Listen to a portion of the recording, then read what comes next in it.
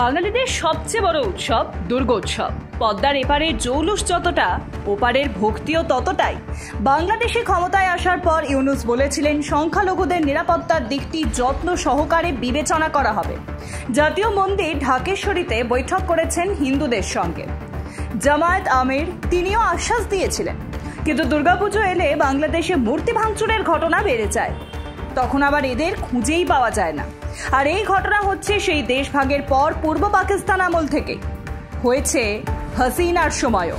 2021 সাল কুমিল্লায় একটি মণ্ডপে কোরআন রেখে দিয়ে হামলা চালায় দুষ্কৃতীরা।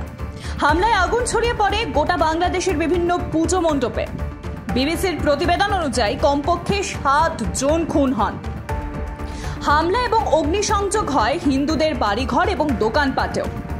ঘটনার পরপরই একদল মাদ্রাসা শিক্ষার্থী মিছিল সমাবেশ শুরু করে, কিন্তু পরে সব দলের কর্মী সমর্থকদের তাতে অংশ নিতে দেখা গিয়েছে। বোঝাই যায় পরিকল্পনা করে চালানো হয় গোটা অপারেশন। 2021 এবং 2023 এই ধরনের ঘটনা কম ঘটলেও রাতের অন্ধকারে প্রতিমা ভাঙচুরের কিছু ঘটনা ঘটেছিল, তবে বড় ধরনের হামলার খবর মেলেনি। 2016 সালেও দুর্গাপুজোয় হামলা হয়েছিল।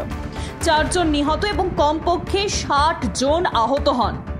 তবে দুর্গাপুজো এলে আনন্দের পাশাপাশি চাপ থাকে সবসময়। এবারও যেমন আজানের সময় পুজোর ঢাক মাইক বন্ধ রাখতে হবে। অতীতে দেখা যায় যে অভিযুক্ত গ্রেফতার হয়, পরে ছাড়া পেয়ে যায়, বিচার আর হয় না। সাজা সে তো সাক্ষ্য অভাবে আজ অবধি হয়নি। মাঝে মধ্যে আবার সরকার বদলে যায়, তাই সব যায় রসাতলে।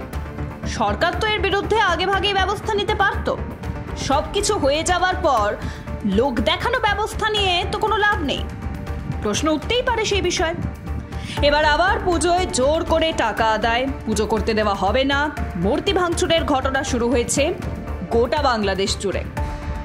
বাঙালিদের ধর্মে বাধা মৌলবাদীদের যেন রীতি হয়ে দাঁড়িয়েছে।